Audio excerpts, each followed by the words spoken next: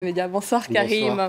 Bonsoir. Vous nous parlez notamment du premier tour pour l'investiture à la présidentielle des Républicains en France. Et il y a cette information qui tombe assez mal pour Nicolas Sarkozy, puisque le vendeur d'armes Ziad Takieddine se souvient qu'il a personnellement donné de l'argent à l'ancien président. Alors c'est vrai que c'est une information qui fait couler pas mal d'encre, des révélations de Mediapart, Ziad Takieddine qui explique qu'il a remis 3 valises d'argent libyen à Claude Guéant et Nicolas Sarkozy. Ziad Takieddine, c'est l'homme qui a introduit Nicolas Sarkozy auprès de Muammar Kadhafi. Il raconte qu'il a donc livré lui-même, et là c'est une nouveauté, ces 3 valises qui contenaient 5 millions d'euros selon lui.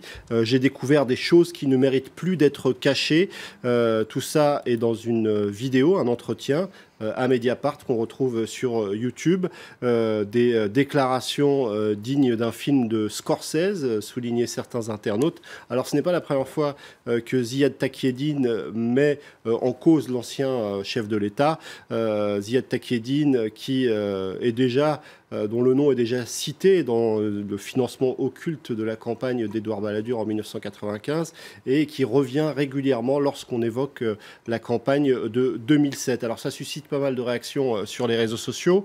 Il y a notamment les militants pro-Sarkozy qui imaginent déjà que c'est une machination, comme ce tweeto qui écrit sur son compte « La ficelle de Takieddine est énorme. C'est évident que Kadhafi aurait dénoncé Sarkozy quand la Libye a été attaquée par l'ONU. Si Nicolas Sarkozy avait été coupable ». Les réactions politiques sont assez peu nombreuses finalement, si ce n'est celle de Florian Philippot du côté du Front National, qui considère que Nicolas Sarkozy devra s'expliquer très précisément.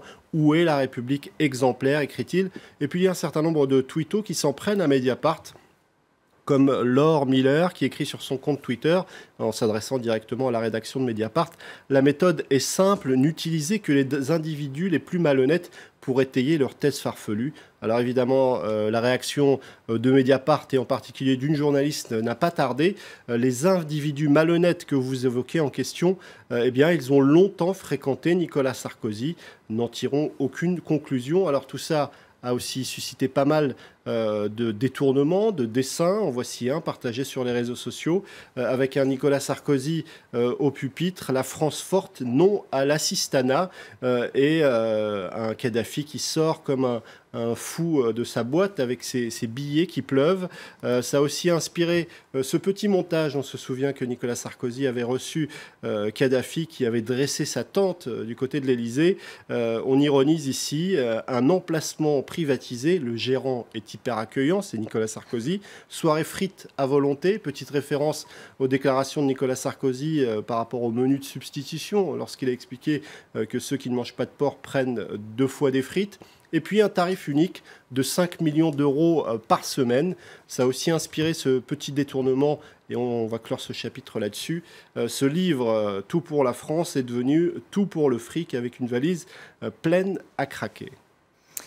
On ne cesse d'en parler avec cette conférence internationale sur le climat. Est-ce que Donald Trump va revenir sur l'accord de Paris ? Alors du côté de François Hollande, on considère qu'il n'y a pas vraiment d'autres possibilités. Il l'a dit sur notre antenne, il l'a aussi tweeté. Voici un tweet qu'on découvre ensemble. L'accord de Paris est irréversible en droit, en fait et dans les consciences.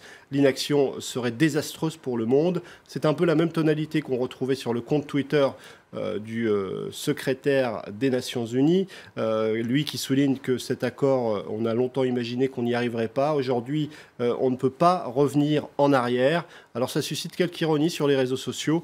On se moque un peu du secrétaire général de l'ONU, comme Romain, qui dit « Le secrétaire général de l'ONU a vu une licorne chevauchée par le Père Noël », en imaginant que Trump pourrait faire marche arrière.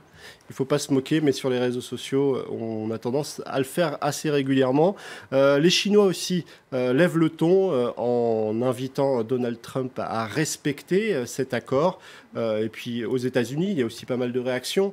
On sait que l'État de Californie est un État qui a été longtemps un État fer de lance en matière d'environnement. Et cette fois-ci, du côté du gouverneur, on considère que l'État de Californie ne retournera pas en arrière.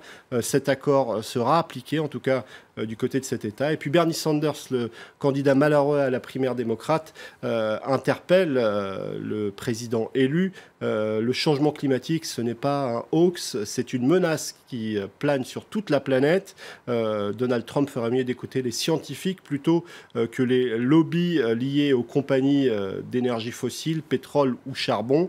Il rajoute sur son compte Twitter le président élu ne veut pas croire à ce changement climatique. Il faut que de millions de personnes lui disent « Monsieur Trump, vous avez tort ». En tout cas, le signal plutôt négatif, c'est que Myron Ebel va s'occuper pour Donald Trump des questions climatiques. Et cet homme est un climato-sceptique reconnu. Je vous remercie beaucoup, Karim, pour votre chronique. Un œil sur les médias.